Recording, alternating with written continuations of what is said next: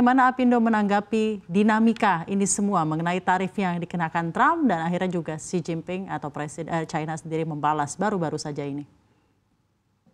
Ya, jadi mungkin dari awal pada waktu Liberation Day 2 April itu kita tentu saja banyak yang kita tahu akan terjadi, tapi mungkin scale-nya tidak sebesar yang terjadi pada waktu itu, pengumuman pada waktu itu ya. Jadi hampir banyak semua negara, banyak negara terkena reciprocal tarif Trump termasuk Indonesia. Dan memang yang dikenakan Indonesia bukan angka yang kecil, 32%. Dan mungkin datang dari mana angka 32%-nya kita juga terbingung-bingung. Yang pasti kalkulasi dari defisit ya. Jadi memang Indonesia sekarang ini masih surplus, jadi Amerika defisit Indonesia. Oleh karenanya perhitungan dari situ kelihatan bahwa memang dengan 17,9 billion defisit ini menjadi patokan bahwa kita terkena tarif yang cukup tinggi dari Amerika. Nah, jadi pada waktu itu kita juga sudah terus terang sebelum keputusan itu kita juga memang sudah bersiap-siap lah, kita sudah mengantisipasi bahwa akan ada tarif. Nah, kemudian kita mencari jalan seperti apa nih kira-kira yang harus dilakukan. Yang jelas kalau kita lihat dari siapa yang terkena itu kan hampir semua negara terkena ya, dan yang tinggi terkena itu memang kompetitor kita juga untuk banyak sekali ekspor padat karya. Jadi kalau untuk pelaku usaha swasta tentunya kita melihat beberapa ekspor kita yang sangat terkena adalah di industri tekstil garment, sepatu, furniture itu mungkin nanti ya karena belum sekarang masih dalam proses investigasi, tapi kebanyakan juga ada udang, prep, kepiting dan lain-lain. Tapi maksudnya padat karya ini menjadi satu concern kami karena padat karya ini kan sekarang sudah dalam kondisi yang kurang begitu baik, apalagi tekstil garment ya. Kita lihat kondisi saat. Jadi ini imbasnya tentu saja sangat besar nantinya kalau ini tarif ini akan dikenakan. Ibu, jadi kalau untuk tarif resiprokal sendiri untuk Indonesia yang sempat tadi dikemukakan oleh Trump di 32% kan ternyata ditunda masih 90 hari ke depan. Apa saran dari Apindo untuk pemerintah untuk menghadang dampak dari pengenaan tarif ini 90 hari ke depan, apa yang harus dilakukan pemerintah dan juga dari pengusaha sendiri apa yang Anda ingin sampaikan? Ya, jadi pertama jelas perlu kami jelas setuju untuk tidak melakukan retaliasi. Jadi usulan kami adalah melakukan negosiasi. Jadi oleh karenanya pemerintah harus disiapkan negosiasinya nih dengan apa? Ya, apa yang bisa dilakukan oleh pelaku usaha? Kalau kita lihat dari sisi defisit, berarti kan kita harus import lebih besar dari Amerika. Nah, jenis barang apa yang bisa diimpor dari Amerika? Itu yang sudah kami sampaikan kepada pemerintah. Jadi mulai dari gandum, kedelai, of course oil and gas, tapi oil and gas lebih ranahnya BUMN ya, Pertamina. Tapi yang jelas bisa ada jagung. Nah, kapas ini yang menarik, kapas ini sesuatu yang juga kami usulkan karena kita bisa mengimpor lebih banyak kapas kan, baru 17% bisa kita naikkan ke 50%. Jadi kita sudah spesifik menyampaikan kepada pemerintah apa saja nih yang bisa kita kontribusikan dari pelaku usaha swasta di mana kita bisa beli lebih, dan ini bukan nambah apa yang sudah Indonesia impor, tapi realokasi yang tadinya mungkin beli dari negara lain ya harus realokasi beli dari Amerika. Nah, ini sudah spesifik, kita kasih juga usulannya sangat detail, termasuk kami juga sebenarnya sudah menghubungi ya beberapa counterpart kami di Amerika gitu untuk melihat kemungkinan dari segi import yang lebih besar dari Amerika. Jadi ini sebenarnya utama untuk negosiasi dibutuhkan data dan peluang-peluang apa yang kita bisa import.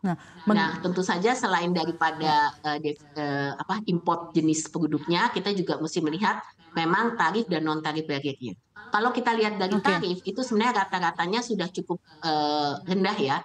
Jadi import dari Amerika ke sini tuh rata-rata udah cuma 7%-an gitu. Jadi sebenarnya udah rendah, mau diturunin berapa persen lagi gitu kan, udah cukup rendah.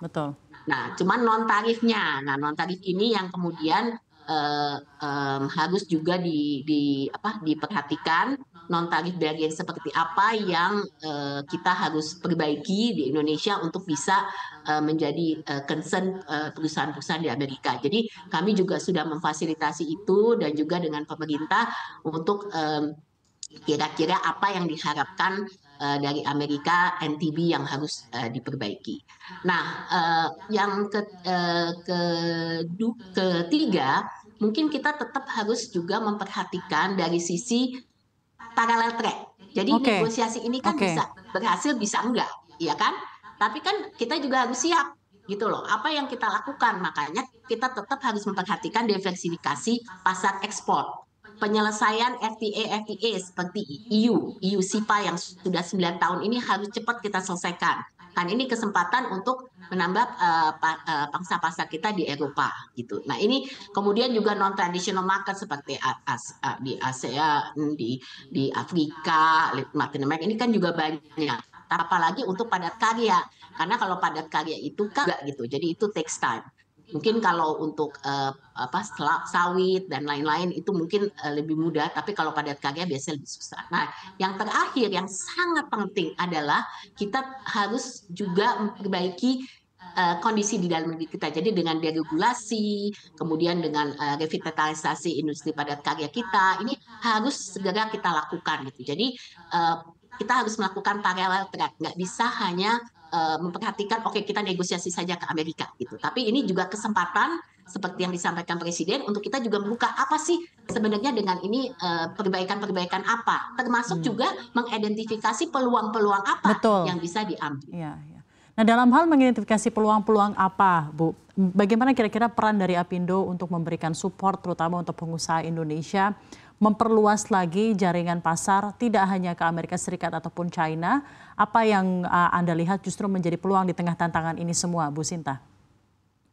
Ya, jadi sebenarnya dengan adanya sekarang pemerintah kan sudah membentuk yang namanya Satgas Percepatan Ekspor ya. Jadi ini sebenarnya sudah mengidentifikasi nih pasar-pasar, peluang pasar yang ada di mana, jenis-jenis komoditas produk apa saja gitu kan. Nah ini sudah kita kerjakan dan kita juga sudah mempersiapkan dengan counterpart kita di luar negeri tersebut gitu. Jadi termasuk dengan misi-misi dagang, ini juga terus kita gerakkan gitu ya. Jadi ini sebenarnya lebih banyak intensifikasi dari segi B2B matchingnya juga mesti lebih jalan gitu. Tapi selain daripada itu, kita juga melihat bahwa memang untuk meningkatkan akses pasar, ini kan juga kita juga mendapatkan permasalahan tarif dan non tarif barriers dari negara lain gitu. Makanya kenapa kita perlu ada perjanjian dagang, kita pun perlu juga memberikan dukungan kepada pelaku usaha. Jadi dari segi aturan-aturan main yang ada di negara tersebut ini kan harus ada juga diplomasi ya yang dilakukan antar negara gitu. Nah, kami juga melihat bahwa memang eksportir kita juga memang terus harus dibantu ya. Kenapa? Karena barang masuk ke pasar tertentu itu belum tentu sama dengan pasar lain gitu dari segi standar dan lain-lain. Jadi ini memang perlu ada juga persiapan-persiapan dan perhatian di mana masing-masing pasar itu juga kadang-kadang punya demand sendiri.